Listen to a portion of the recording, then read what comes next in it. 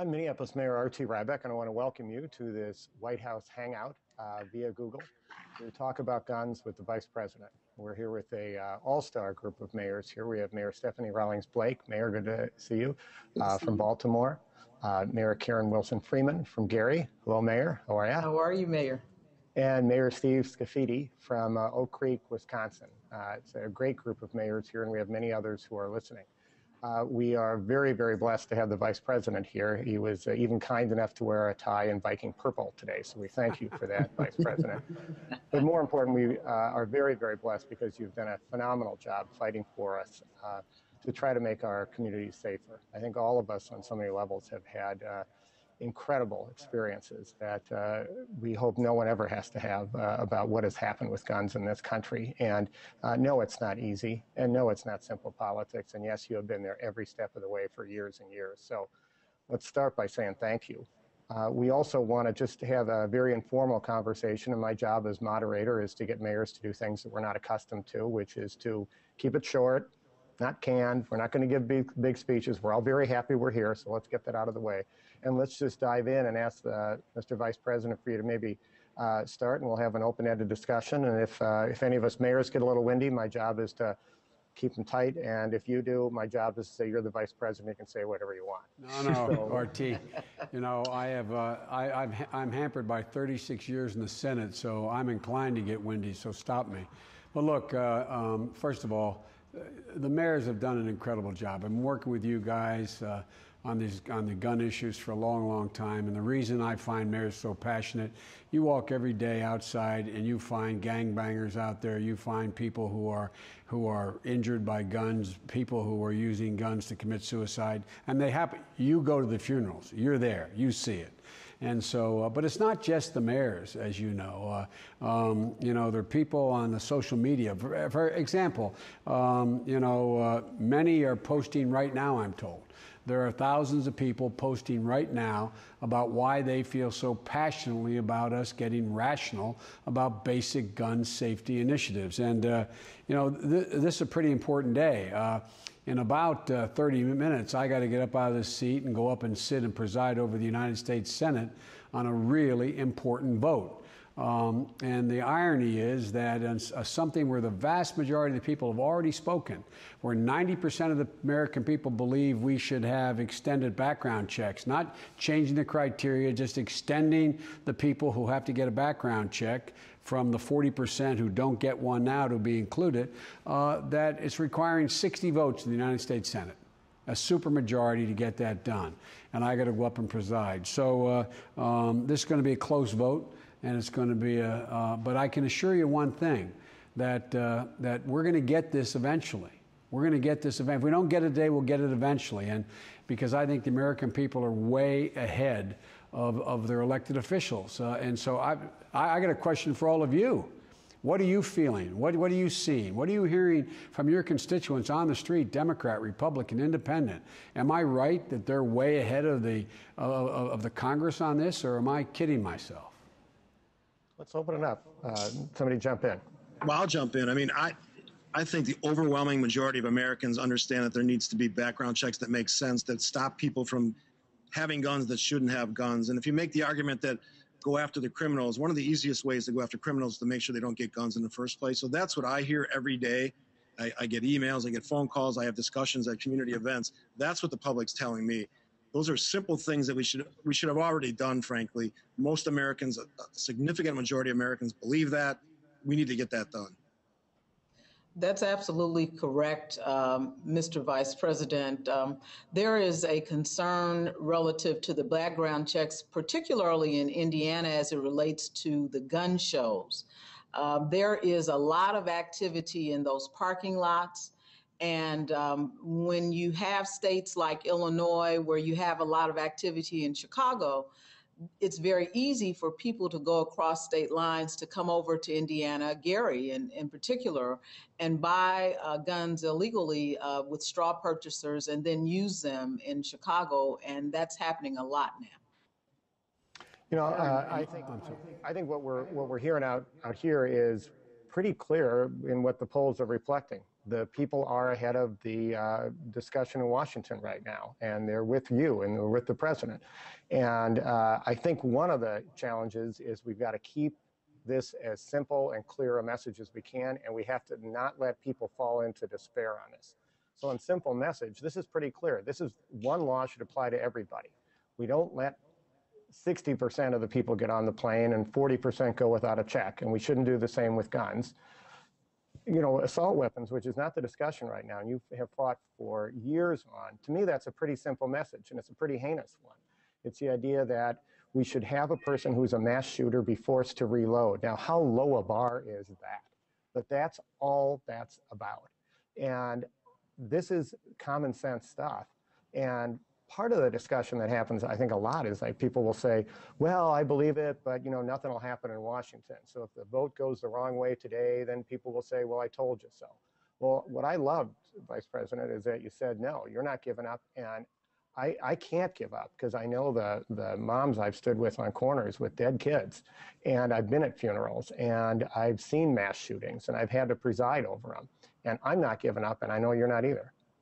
I agree with the mayors that have spoken about this. And the one thing I want to reiterate is that we have to continue to push forward. I was listening to one of the talk shows over the weekend, and a senator from Florida said that, you know, we don't need this legislation. We need to have a conversation about violence.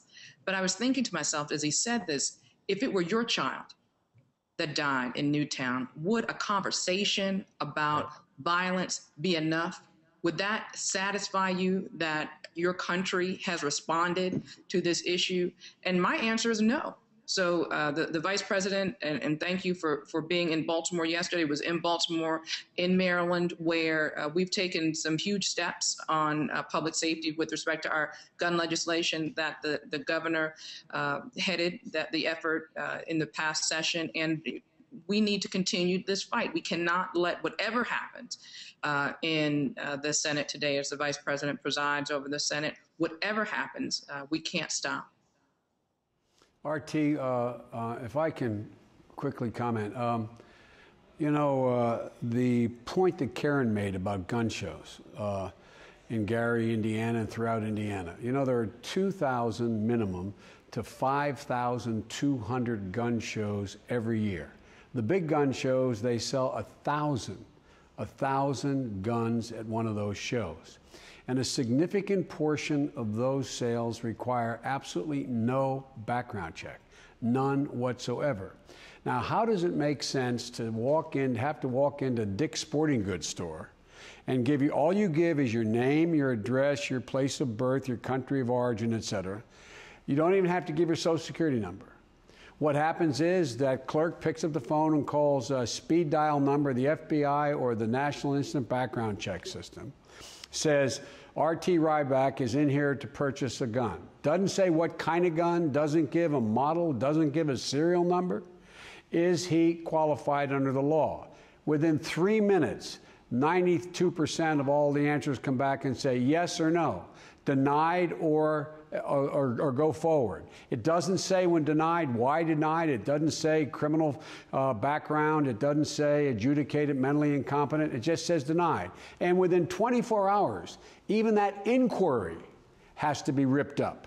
There is no place in all the federal government where you can go to find out who owns a gun, what kind of gun is owned, and you don't even know. The person in the NICS system, the FBI, doesn't even know whether you actually purchased a gun. You may be standing there while your wife's buying sneakers for your kid playing basketball, and just as you get approved, comes by and says, I'm going to buy that. They said, we can't afford that now. You don't even buy the gun. Nobody knows. Yet, 40% of the people can walk right by that Dick's Sporting Goods store to the field behind the store where there's a tent, literally sometimes, and purchase a gun without any background check at all. Last point, 80,000 plus people a year who go through the background check system are convicted felons or adjudicated incompetent to be able to own a weapon. That 40% means there's got to be statistically somewhere between 30 and 50,000 who get a gun who are not qualified, probably higher. How does that make any sense? And the NRA, though, and the NRA and the gun groups out there are saying this is a slippery slope. We're about to go out and they're going to force us to register their guns, or they call it registration. Nothing can be further from the truth. Well, and you know, Mr. Vice President, we know this because in northern Minnesota, there's a guy who goes around to different garage sales and buys up guns. And then he has all of those that he sells at his own garage sale. And then we track those coming into North Minneapolis where there are crimes committed with them. Well, that's just a different set of laws for the people who buy a gun that way than the person who, as you mentioned, can go into Dick's Sporting Goods. That's not pro or anti-NRA or pro or anti-hunting. That's just two set of laws in a country that's supposed to be one set of laws. So let's say that we all agree on this, all right? I mean, I think one of the things we've got to do is figure out the politics of this. And I think that obviously one of the things going on in Washington is people are afraid. They're afraid to take a tough stand on things that they may think the right thing to do because they're afraid it's going to mess them up in the next election. Well, one of the messages I hope you give back to them is, you want to get messed up in the next election? Do you want to know what's happening in this country? Do you want to know what kind of a lobbying force is being built by having one mass murder after another, by having this ongoing slow motion mass murder in cities across America? Do you know how many parents are out there? Do you know how many families are hurt? Do you think they'll be quiet if somehow you look at this overwhelmingly hideous thing in Newtown and everything else and choose to do nothing? You want to see what's going to happen in an election? Well, the sad fact of the matter is any person in Congress who wimps out on this thing is not taking the easy way out. It's a long game, but I'm not giving up, and none of these people who've seen this horrible stuff are giving up. So I know none of you are giving up. I want to hear from Stephanie, but I know none of you are giving up. But here's the deal. I often get asked about what can we do. All these people posting, for example, online now as we speak. What you got to do is not only make it clear that you support rational gun safety that has no impact on the Second Amendment, but you got to say this means the most to me.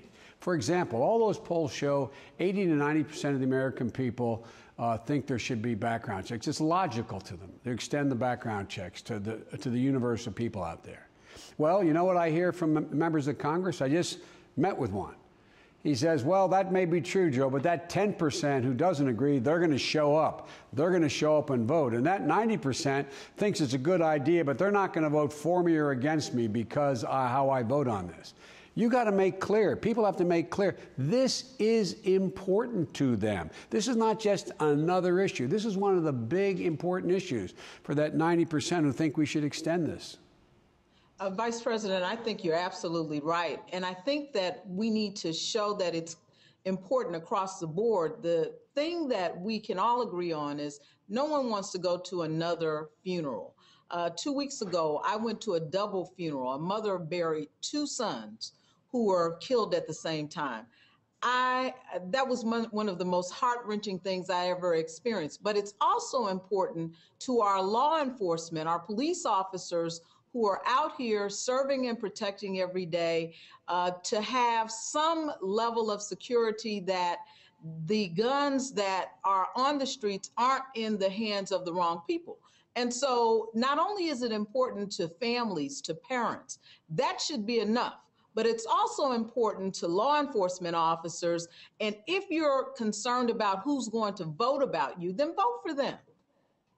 Right. Can I ask Steve a question and bring into this? You know, this is the discussion right now is all about Newtown. Well, Mayor just mentioned a great example that all of us have is we've had these different incidents. So it's not just about Newtown. But in Oak Creek, you had a horrible incident, you know, how long ago now? How many months ago? It was August 5th of 2012. And you go back to those victims and try to keep them engaged in all of this. Have they given up working on this issue? They have not. They're so involved, both in our community and both nationally, in a lot of different initiatives. But when I met with them the day after the shooting on August 5th, that Sunday, they asked me to stay committed on this issue. Obviously, I come from a gun-owning state, lots of law-abiding citizens, and they worry, and they express to me in emails and phone calls and conversations that they worry about that their Second Amendment rights are going to be eroded by any action that's taken. But for me, it's always been leadership is about taking action and getting results, not leading by fear, not being afraid to take a stand on things. I know that it's not popular to take stands on some of these issues, but that's not how I would do business. That's not how I live my life. They've asked me to get involved on this issue. They know it better and closer than anybody else because they lost 6 members of their families on that day. So my commitment is to do that, and I'm going to do whatever it takes within the Second Amendment to make sure that these things don't happen, and that's really what our role should be. Yeah. Mr. Vice President, you mentioned a couple times you want us using social media, and especially right now, anybody listening should be doing this because there's a vote going on. What messages are most important? What would be most powerful right now? I think there are 3 messages.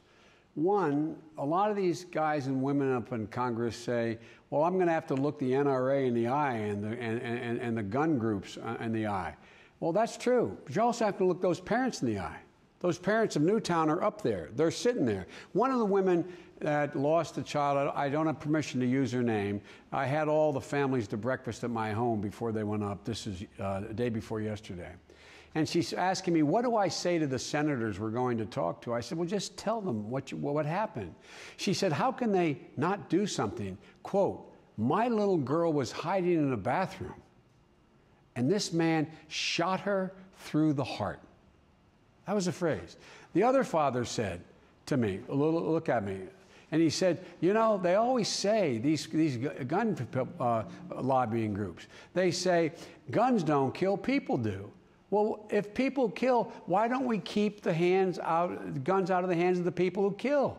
You know, the NRA supported. I was the guy that was writing this legislation in 1994. They supported background checks back then. And what the second thing people should say is there's not a single change in what is being done here. We're just extending to everybody, not even everybody, to probably 60% of the remaining 40%. We're extending the requirement of a background check. There's still holes in this.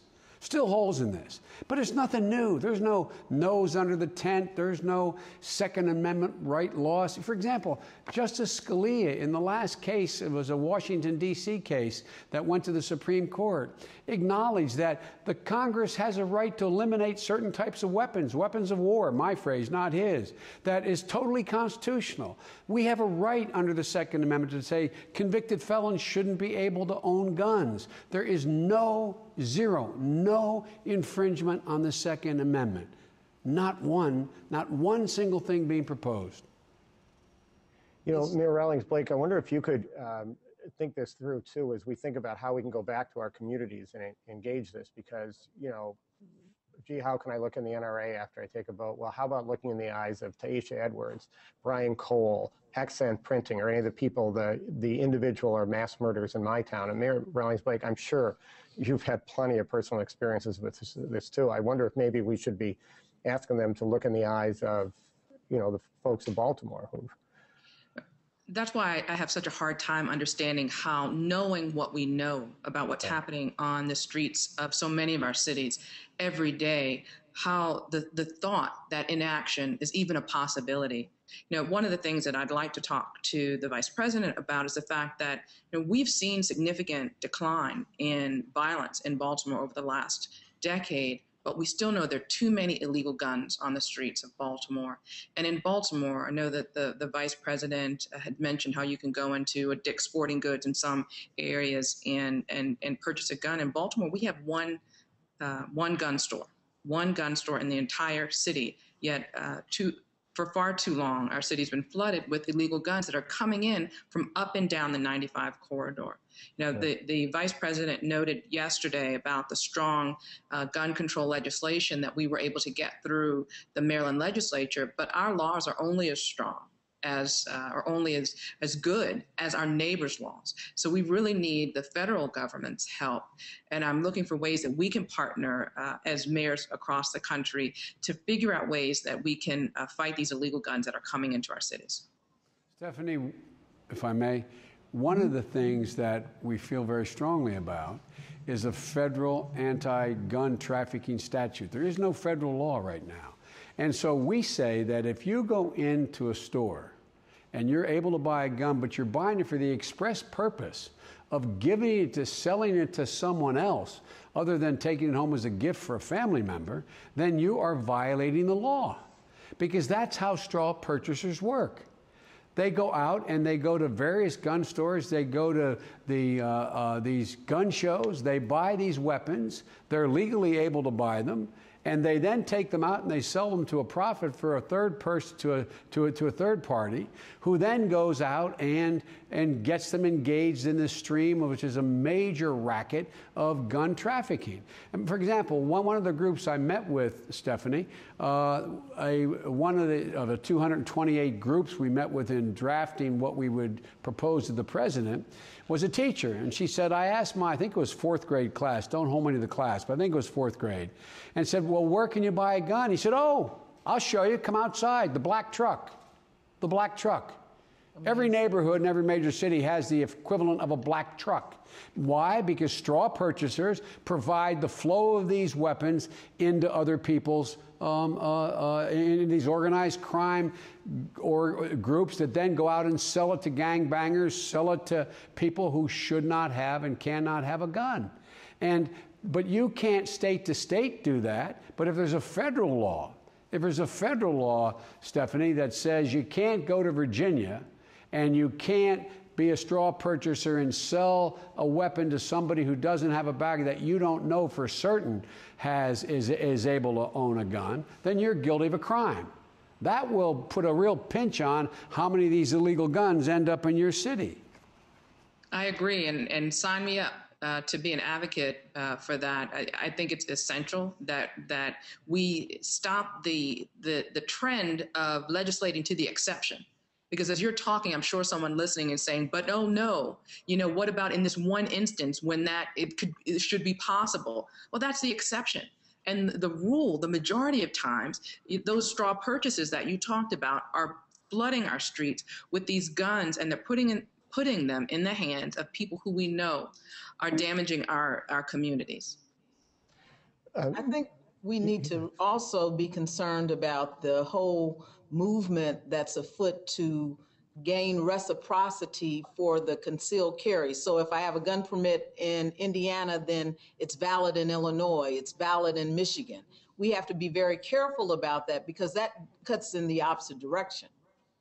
Well, as a matter of fact, Mayor, one of the leaders of the Republican Party is going to introduce an amendment today or tomorrow that effectively begins that kind of process. It's not likely to bring the concealed and carry exception into play, but for example, it's going to say that we have background checks, but the truth is it's not background checks. What they say is we're going to reform the existing background check system, which means that you're going to be able to say to a state that the federal government, or the state will be able to say the federal government can no longer, if someone is adjudicated mentally incompetent by a federal agency, that they shouldn't be able to do that. They shouldn't be able to deny the sale of that weapon to someone because at a federal level you're adjudicated that way. There's all kinds of things that are happening now where not only are they resisting the rational approaches we're talking about, but they're trying to loosen the existing laws, which are already too loose. And it makes no sense, and we got to make sure we don't let it happen. But that's how far they've gone. Instead of saying, I understand the problem and I acknowledge we got to do something, they're saying, I understand the problem. What we do is right now we have too many laws. We keep guns out of too many people's hands. We're to let more people own guns, who in fact now are denied the right to own guns. That's coming. Mr. Vice President, one of the things that we also have is when we get down with law enforcement, there are a lot of detailed issues that matter a lot. And they're not part of this national debate right now, but I worry about them in this whole amendment process. All of the Tiahrt amendments basically are very detailed issues. And obviously, you've been the lead on this, so you get what we're talking about. But when I'm standing on a corner with a parent and a child who's dead, I want to be able to say, where did that gun come from? And I have trouble with that because my cop can't work with the ATF because Congress won't, A, allow them to share information, and B, won't let a lot of things be on a computer, which, kind of makes as much sense as telling the Treasury they have to use an abacus. It's nutty, all right? The second thing is if there's mental health involved in all of that, the national system we have, the registrations and all that are voluntary. Minnesota happens to be involved in that. Other states don't. So somebody with a severe mental illness who comes across the state line, tracking somebody, harassing them, maybe it's domestic violence, all of this stuff wraps up together. Well, one of the things that I'm afraid of in this amendment process is all those little chinks in the armor are going to come up. And we need to win on background checks, which I know is a very heavy lift right now, but we also need to keep the public aware of the fact that when people start messing around with these quote unquote details, they matter to that person on the street who wants to know where that gun came from. Details matter. And look, go ahead. I'm sorry, Mayor. Please, you go ahead. No, after you, Mr. Vice President. Well, the point I was going to make is no matter what happens today on the vote up in the Senate, the president's already acted to lift those restrictions on being able to gather information about the gun violence in America. And not only that, we're moving forward, and the president's proposed everything from a $100 million proposal to begin to map the human brain so we know whether the neural pathways of 10-year-old kids watching 4 hours of violent video games affects their behavior. We know that the mental health is most needed and most urgent, and people ages between 16 and 25. We're making significant proposals to fund availability of mental health and focus on that cadre of our young people, because that's where an essentially oversimplification, the brain is stamped. That's where things happen. That's where help is needed. But what we've also done is we have lifted those amendments, which we argue were not legally binding on the administration, those Tiahrt amendments that said that, for example, the CDC can't compile information. We disagree with that. How can an informed society, how can we be afraid of the facts? We can't. And so we are moving ahead. And there's a lot of things that are going to happen, RT, that are that whole promise beyond legislation. For example, I'm working with the Office of Science and Technology with a brilliant guy who runs that office now and bringing in a group of scientists. You can build a gun now, make a gun now that can only function if the biometrics of your hand allow that trigger to be pulled. And we're moving in a direction where someday, in not too distant future, it's going to be cheap enough that you could put that on every single gun without increasing the cost of the gun. So the only person who could fire the gun is the person who legally purchases that gun. So there's a lot of things we're doing relating to research and development that we're insisting on, no matter what the Congress does, no matter what they said. Now, they can deny the funding for it, but they can't deny us being able to move forward and the research be done. Mr. Vice President, you know that law enforcement's a big part of this, and I know that the president has made comments about adding police officers. What commitment is he going to make to the citizens of the United States on that side of it? Because a lot of people talk about go after the criminals, enforce the laws. What's the president willing to do on that? Well, all these things we have to do, and what we're going to do is, back in '94, I wrote a bill that was called the Biden Crime Bill to put 100,000 cops in the street. You guys and women know better than anybody, with the recession that you paid a big price for, a lot of you had to lay off sworn badges. You had to lay off police officers.